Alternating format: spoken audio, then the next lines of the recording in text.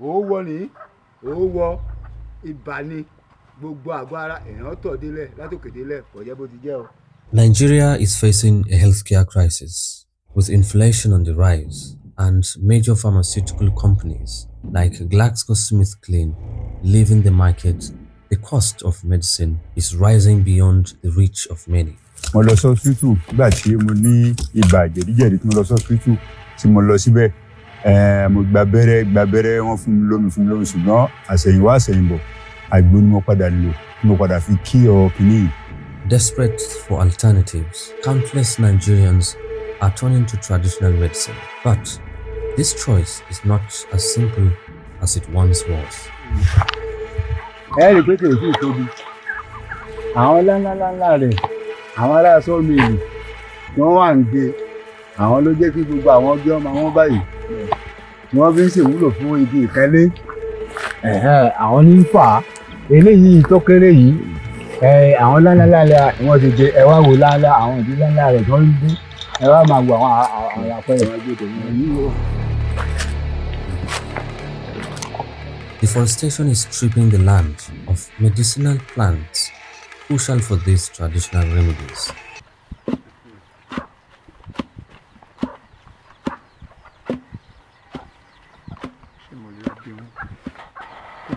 The forests that once supplied Nigeria's healers are disappearing, and with them, the hope for affordable healthcare.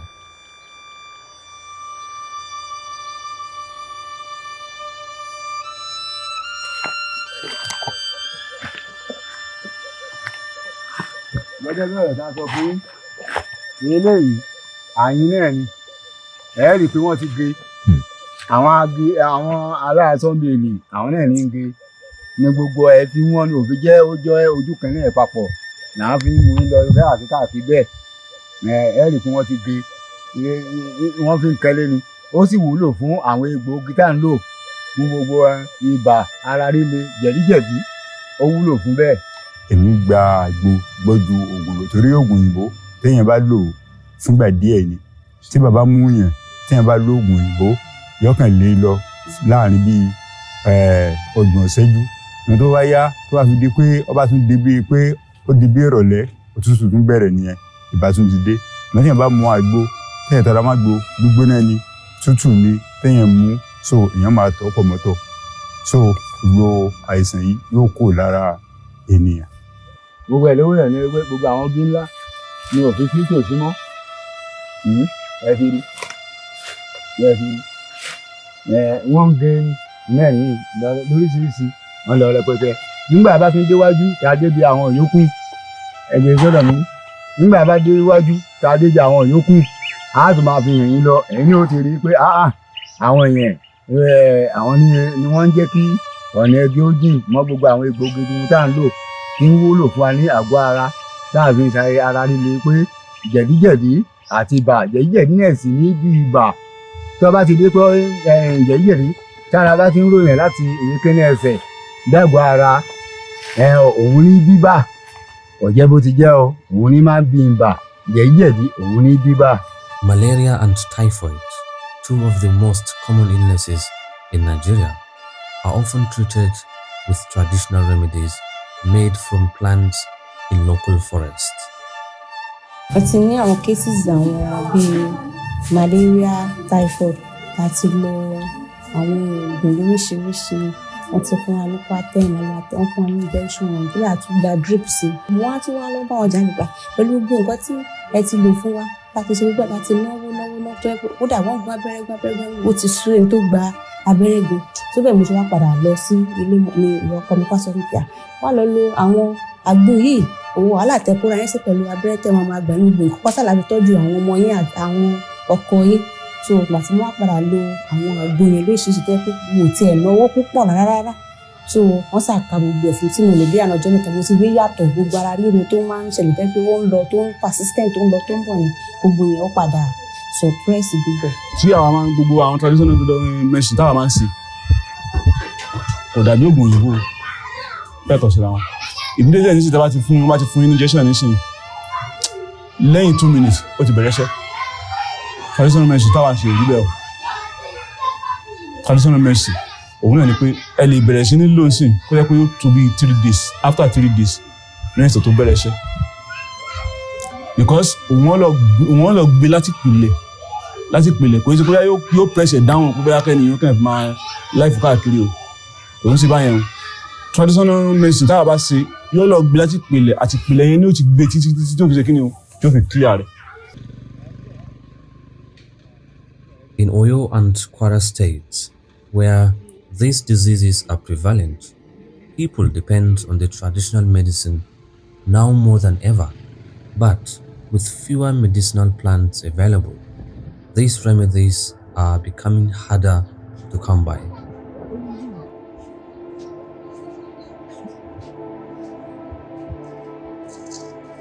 Àgbo kílẹ̀ mú yìí.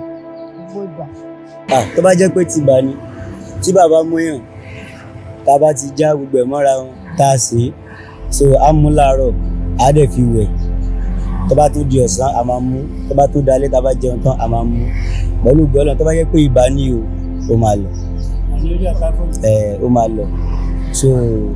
àwọn kan tí àwa ń lò nìyẹn ògùn ìbò ń tẹ̀ wọ́n náà ṣiṣẹ́ but wọ́n máa ń fi nǹkan pamọ́ sí àgọ́ ara bọ́ agbó wọ́n máa flush gbogbo pátápátá.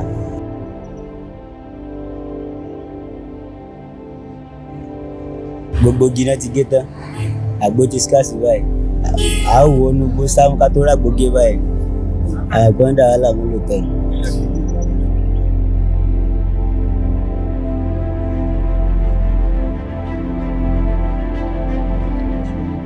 To understand more, we met with traditional healers in Oyo State who are struggling to meet the demands of their communities.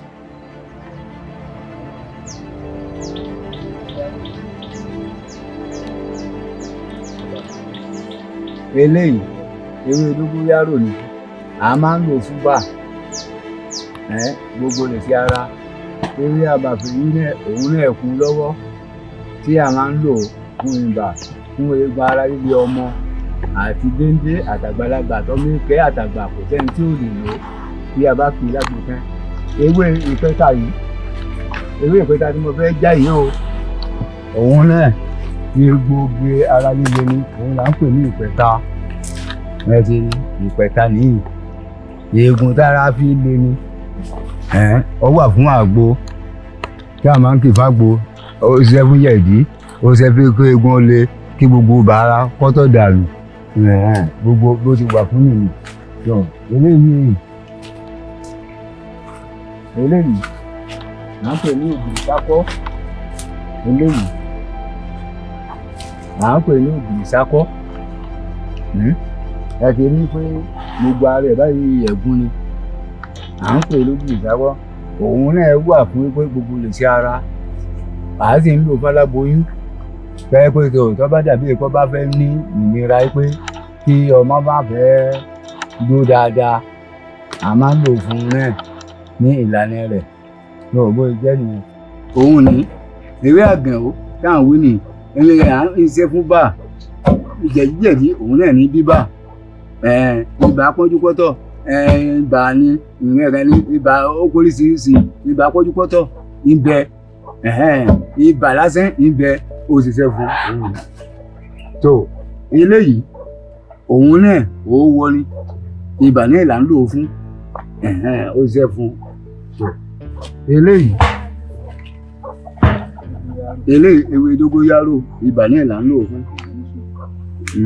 ibà pọ́njú ni nǹkan kan ní gbọ́gbọ́nù eléyìí ìpẹ́ta ni ìpẹ́ta tí eegun fi le pẹ́pẹ́ tí ibà bá ṣèyàn tí máa rẹ ara tí máa rara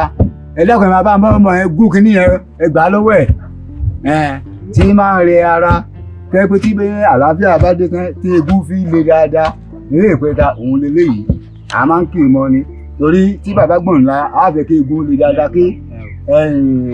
gbogbo ara kó fi lè le dáadáa òun ní pẹ́ta tó gbé olùjẹ́bìnrin ẹ bá ń gbé ẹgbẹ́ tó bó jẹ́ nínú òun leléyìí tó eléyìí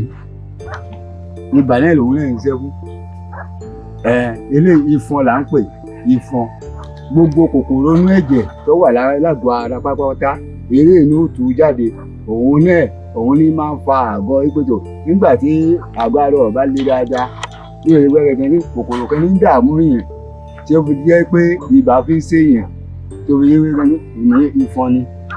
nínú àgbo ibà náà ni ló jẹ́. ewé ò sí nítòsí mọ́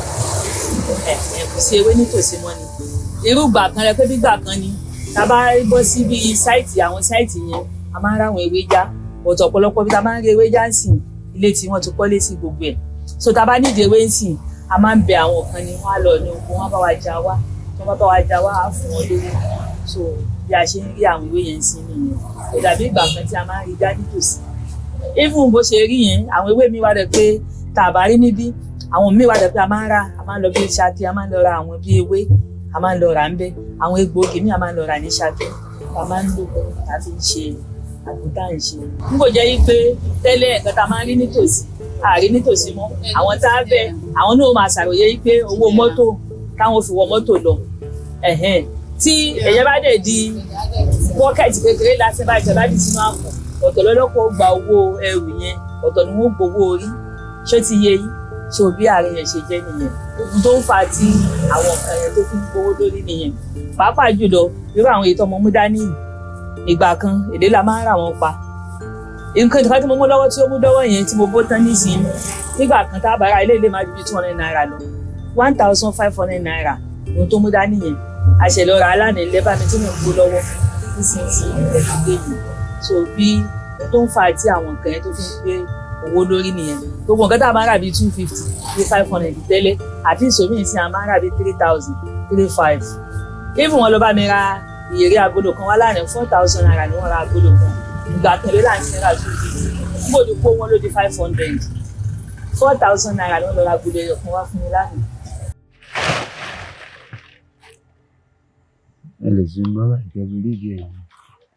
Deforestation in Nigeria is not just an environmental issue, it is a healthcare issue. Plants used in traditional medicine are disappearing. This scarcity not only affects biodiversity, but also impacts people's access to affordable treatments. Àràpá gbogbo ohun tí à ń sọ nìyẹn tí mo sọ pé àgbà wọn láyé ní pé wọ́n má bàjẹ́ wa jẹ́ torí ọ̀pọ̀lọpọ̀ yẹn ló wà láyé tó wà lórí ilẹ̀ tá a sì fẹ́ ó ṣe tẹ́ ká fi kú àbúrò àwọn táwọn mú tí ń jẹ́ ìwúlò fún wa ẹ̀rí bí wọ́n ṣe ń gé nìyí o inú ẹ̀ ní gbogbo ọ̀nà fi dín o ẹ̀wù bí a ti ń lọ tá a ti ń bọ̀ ẹ̀wù àtìgbà tá a ti lọ tá a ti ń bọ̀ àwọn ni wọ́n tún wá síwájú o tó ńgbà tẹ́ pé wọ́n bá gbé gbogbo ẹ̀kẹ́ kí ló fẹ́ kùn tí ó máa jẹ́ wúlò fún ẹ̀mí ara wa gan ní ẹ̀rọ òfin jágbà wọn láì ṣẹ́ tó rí mọ́júmọ́ yìí wọ́n tó wá gé yìí o láti alẹ́ àná mọ́júmọ́ yìí abá ọ wà níbẹ̀ lálẹ́ àná o nígbà táyè ti lédè fún ọdún orò tá a ṣe lánàá òun ni wọ́n tó ti wá gé yìí o ẹwà àwọn ọ̀ka o bí wọ́n ṣe ń ṣe ní àpẹẹrẹ ni o gbogbo àwọn ọ̀kẹ́ báyìí ló sì wúlò fún wa tọ́jú àgọ́ ara wa fún wa o torí ẹ̀mí gún àtàláfíà fún gbogbo kálukú ara pẹ̀lẹ́ tó rí yìí o ni wọ́n tó ti wá gé yìí o àbí àwọn gbà. Deforestation leads to soil degradation, loss of medicinal plants, and worsened public health outcomes. The ecosystems that support these plants are delicate, and once they are gone, they are hard to recover. Protecting our forests means preserving a lifeline for those who rely on these natural remedies when all else fails. Gẹ́gẹ́ bó ti jẹ́ pé ọmọ Yorùbá gbogbo wa tó jẹ́ pé ibi tí wọ́n sì bí wa sí ó jẹ mọ́ nǹkan àgbo ṣíṣe nǹkan tá à ń lò láti pìlẹ̀ nìyẹn tẹ bá sì rí náà ní ó gba oògùn chemist kìíní something yẹn náà ó máa ń díù pẹ̀lú ewé àti egbò náà ni but àwọn chemical táwọn máa ń mix pẹ̀lú rẹ̀ yẹn ó máa ń jẹ́ kí kíní yẹn kó máa ń kẹ́ kí ọ̀rẹ́ wọn bá ní kò lè dàbí kó jẹ́ pé ewé àti egbò ni wọ́n fi kì í lèyẹn mú lómi tí ò ní sí chemical yẹn kẹ́ńbẹ́ àgbo jẹ́ nǹkan tó dáa gan tó jẹ́ pé ó máa ń kí ọ̀kẹ́ láti ilẹ̀ pẹ̀pẹ̀pẹ̀ kọ́lọ́wọ́n bá àdìkẹ́ lọ́kùn wa lọ. Àti kékeré ni o mo bá lọ́wọ́ bàbá tèmi ni o àjọ fún wa láti kékeré àgbo náà fi wá dàgbà kò jẹ́ bó ṣe jẹ́. ẹ mọ̀ ń lo ìgbò àbí ẹ̀ ìlú ìgbò rárá. A máa ń lò ó but kò ṣọ́ àgbo yẹn ló dá wa lójú.